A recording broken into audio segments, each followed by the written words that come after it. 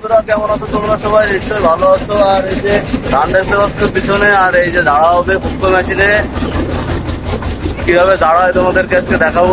মাঠের থেকে এই যে ধান উঠে এসেছি, আর এই যে এখন মেশিন এসেছে বাড়ি, এই মেশিনে ঝাড়া হবে। এই যে এখান থেকে ধান দেবে, নিচে দিয়ে পড়বে, আর এই যে এই পাশ দিয়ে আছে বিচলে যাবে, সব তোমাদেরকে দেখাবো।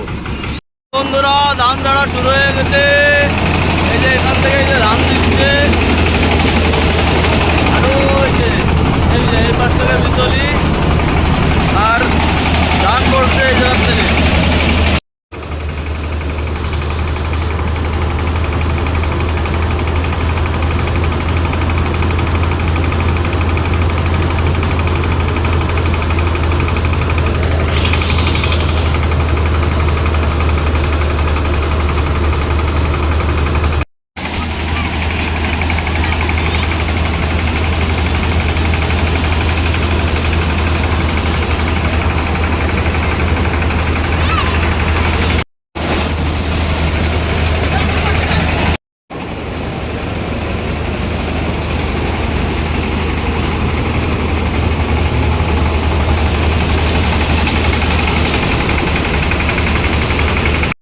আজকে ধান ঝাড়া উপলক্ষে রান্না হচ্ছে কি তোমাদেরকে দেখাবো।